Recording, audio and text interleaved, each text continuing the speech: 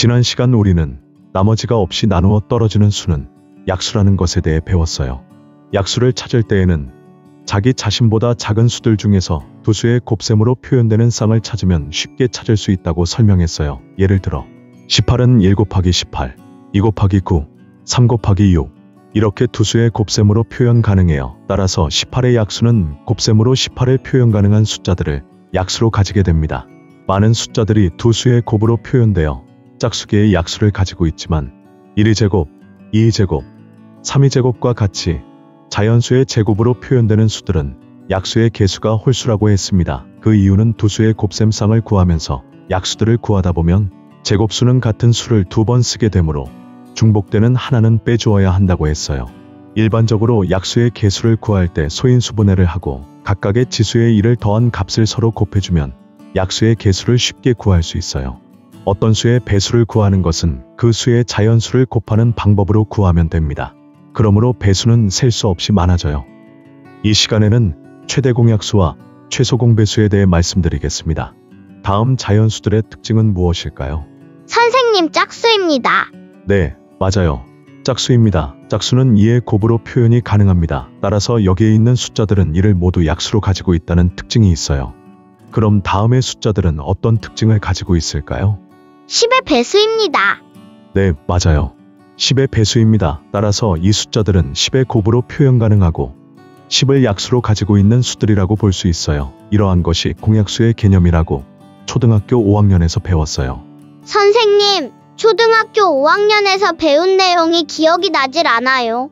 그럼 잠깐 공약수를 구하는 방법을 다시 보여드릴게요. 60과 84의 공약수를 구해보도록 하겠습니다. 두 숫자는 모두 1을 공약수로 가지고 있어요. 그럼 2의 곱으로 표현 가능합니다. 30과 42는 다시 2의 곱으로 표현돼요.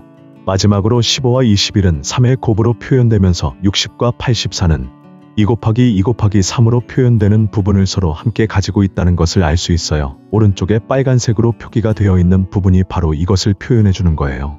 다시 말씀드리면 공약수를 구하는 오른쪽 표에서 세로 부분에 있는 숫자들은 결국 두 숫자 모두 가지고 있는 소인수라고 보면 이해가 될 거예요. 이 숫자들을 모두 곱하면 최대 공약수가 됩니다.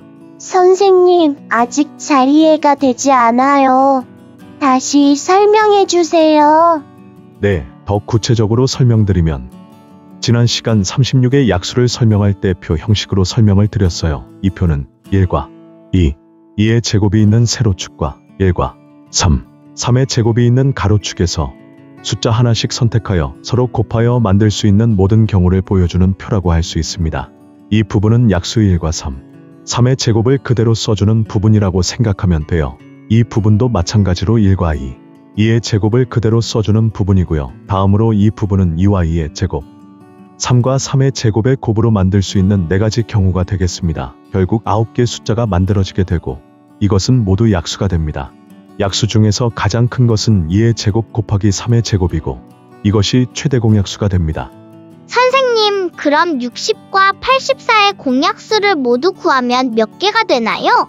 네, 60과 84의 소인수분해에서 공통으로 가지고 있는 소수들을 표로 만들면 다음과 같아요.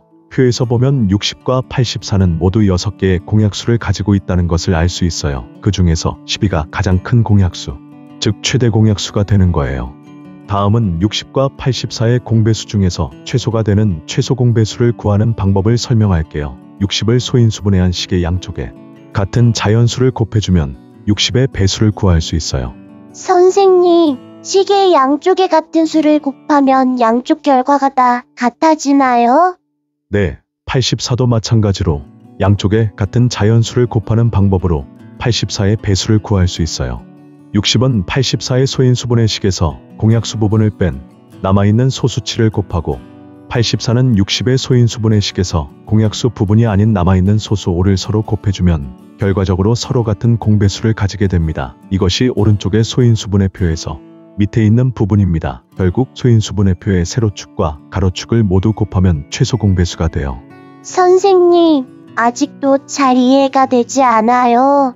잘 이해가 되지 않으면 몇 번씩 동영상을 돌려봐요. 저도 조금 더 구체적으로 설명하려고 노력할게요. 정말 미안해요. 다음에 공약수와 공배수, 최대 공약수와 최소 공배수 성질들은 꼭 알아야 해요. 다음 시간엔 정수와 유리수에 대해서 설명해 드릴게요. 다음 시간에 만나요. 네, 선생님, 다음에 뵐게요. 감사합니다.